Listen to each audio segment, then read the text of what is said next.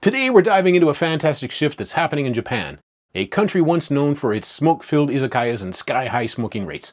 Spoiler alert, smoking is plummeting in Japan, especially among Gen Z.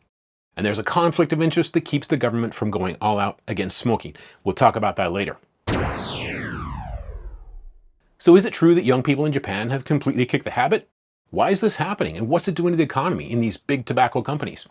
Buckle up, because we're unpacking all of it. Trends, causes, impacts, and how the industry is trying to adjust. Let's break it down.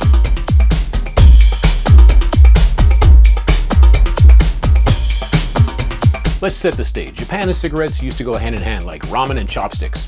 Back in the 1970s, everybody smoked. Well, not everybody. About 85% of adult men in Japan did smoke. That's right, nearly every guy was lighting up. And society seemed totally cool with it. You could smoke while walking down the street or in the office. There were ashtrays on train platforms when I came here in 1990. I couldn't believe it. But fast forward to today, and the adult smoking rate has crashed to just 15%, the lowest since they started keeping track of statistics in 1965. That's a huge cultural shift. But the real story is with Gen Z, those born between 1997 and 2012. The legal age for smoking is 20, so we'll stick with stats for them. Is it true they don't smoke at all? Well, not so fast. For young adults in their 20s, it's about 20 to 25% for men and under 10% for women, which has always been lower. Compare that to 85% in the past, and it's night and day. And it's not just Japan either. It's a global trend. From 2000 to 2022, sales have tanked by 40% per adult. Globally, Gen Z is smoking less overall, with only about 30% saying they smoke occasionally, probably when they go drinking. But Japan's way below the average. What's driving this massive change? Why are fewer people, especially Gen Z, reaching for cigarettes? Well, it's a mix of cultural shifts, smart policies, and new tech. Let's start with the vibe. Japan's younger generation is all about health and wellness. Think matcha smoothies, yoga, non-alcoholic drinks. Gen Z is what they call sober curious. This is amplified by the lockdown and social distancing, which I talked about in my other video. They're more likely to play games on their smartphones than light up. The success of anti-smoking campaigns and awareness of the risks has sunk in deep. Then there's policy. Japan's been cranking up cigarette taxes. In 2010, they suddenly hiked the rate up to 37%, meaning the price of a pack of cigarettes went from 250 yen to 420 yen a pack. Today, a simple pack can set you back 580 yen, and that hits the wallet hard. A one pack a day habit can cost you 17,000 yen a month, or over 200,000 yen a year. And with wages stagnating for decades, nobody has the extra cash to lay out for something that has no benefit. Then let's pile on some stricter rules. In 2019, the law banned smoking in most indoor public places, like restaurants and offices. Cities like Kyoto even started outdoor smoking bans back in 2007. These laws make smoking less convenient and less socially acceptable. You can still smoke in some smaller coffee shops and bars, but larger restaurants and coffee shops have banned smoking altogether. Some places have a small smoking room where you can have an e-cigarette. Socioeconomic factors also play a role. As education levels rise, smoking rates decrease. Women have always smoked less, partly because ads targeting women were limited in Japan. All these factors like health consciousness, taxes, bans, and HTPs, which we'll talk about later, have created a perfect storm for decreased revenue. In addition, there are city workers that patrol designated smoking areas and areas where people go to grab a quick puff and remind people to follow the rules. So what does this mean for the economy? At first glance, you might think that less smoking hurts because of lost tax revenue, but it's actually a net win with some trade-offs. Let's talk numbers. Smoking cost Japan 6.3 trillion yen. That's about $42 billion a year in healthcare and lost productivity. Healthier adults mean more productivity, boosting GDP in a nation where every single worker counts. On the flip side, Japan's a cash cow for taxes in Japan, about 2 trillion yen or $13.5 billion a year. Here's the crazy part. Even with cigarette sales crashing, tax revenue has stayed steady. How? Because the government just keeps raising taxes to offset the drop in volume. But this hits the lower income people harder. That's why it's a policy tightrope. The tobacco industry is feeling the pinch. Production is down and so are the number of jobs. Did you know that much of tobacco consumed in Japan is actually grown in Japan?